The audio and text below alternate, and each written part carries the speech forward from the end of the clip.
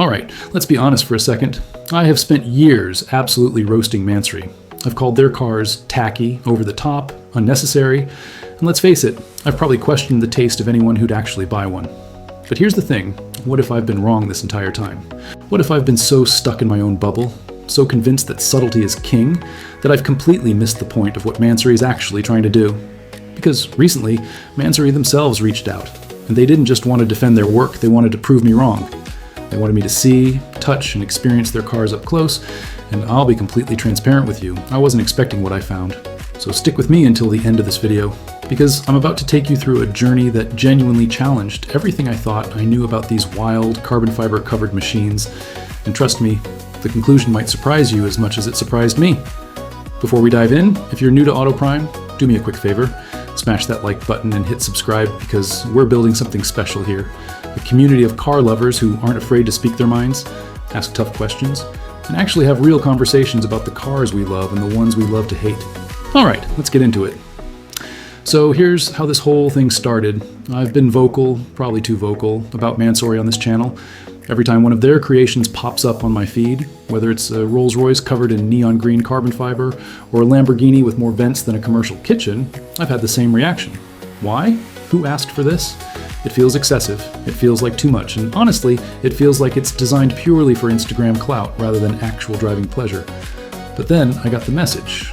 Mansory's team said, "Listen, we know you've got opinions, but have you ever actually spent time with one of our cars?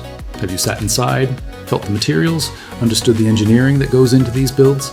And I had to admit, no, I hadn't. I'd been judging from a distance, from photos, from videos, from the comfort of my own assumptions.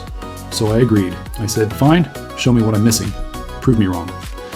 Now, walking into their facility, I'll admit, I was skeptical. I expected a lot of flash, a lot of talk, maybe some clever marketing to justify the madness. But what I didn't expect was the level of detail, the actual craftsmanship, and the genuine passion that these people have for what they do. The first car they showed me was a Mansory modified Bentley Bentayga. And look, I know what you're thinking, because I was thinking the same thing. It's a Bentley, it's already luxurious, it's already over-engineered. Why on earth would you need to modify it? But here's where it got interesting.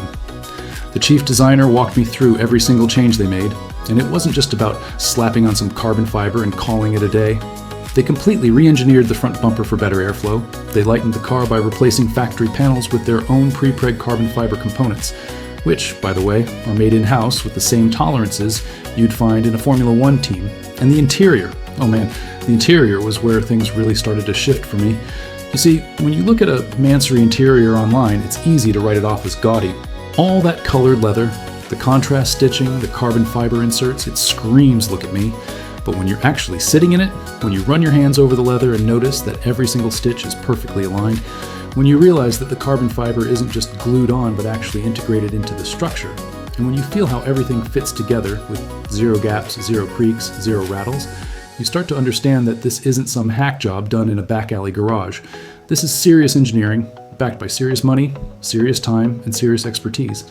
The guy told me they spend over 200 hours just on the interior of a single car, and that's after the exterior modifications are done. 200 hours.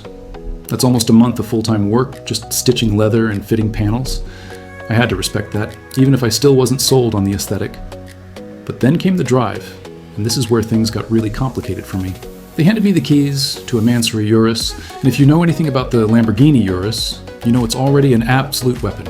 It's fast, it's loud, it's aggressive, and it doesn't apologize for any of it. Now add Mansory's tweaks, an extra 100 horsepower, a completely reworked exhaust, custom suspension, wider body kit, and you've got something that shouldn't even be legal on public roads. I fired it up, and the sound, my God, the sound was outrageous. It was deep. It was menacing. It was the kind of noise that makes people stop and stare, and I'm not gonna lie, I loved it. Out on the road, the car felt planted, sharper than the stock Urus, and genuinely more engaging to drive. The steering had more weight, the throttle response was immediate, and the exhaust pops on downshifts were so addictive I found myself downshifting just to hear it again. Now here's the thing, and this is what really messed with my head. I was having fun, genuine, unfiltered, childlike fun. And that forced me to ask myself a question I wasn't prepared to answer. If I'm enjoying this, if the engineering is solid, if the craftsmanship is undeniable, then what exactly have I been criticizing all this time? Is it the cars themselves, or is it just my own narrow idea of what a car should be? Because here's the reality, Mansory isn't trying to make cars for people like me. They're not trying to appeal to purists who want their Porsche GT3 in chalk with black wheels and nothing else. They're making cars for people who want to stand out, who want to make a statement, who have the money and the confidence to say, I don't care what anyone thinks, I want this, and I'm going to have it. And honestly, I can't fault that. In fact, I kind of respect it. But let's talk about the elephant in the room, the price. A Mansory conversion isn't cheap. We're talking anywhere from $100,000 to £500,000 on top of the base car, depending on how far you want to go. For that money, you could buy another supercar, you could invest it, you could do a lot of things. So the question is it worth it? And here's my honest take. If you're buying a Mansory car as an investment, you're doing it wrong. These are not cars that hold value the way a limited run Ferrari or classic Porsche does. In fact, the modifications can actually hurt resale value because you're narrowing the market to only those people who want that specific look.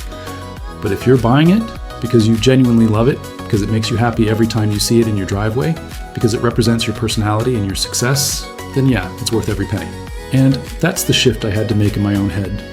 I've been judging these cars through the lens of value and resale and practicality, when really, they were never meant to be judged that way.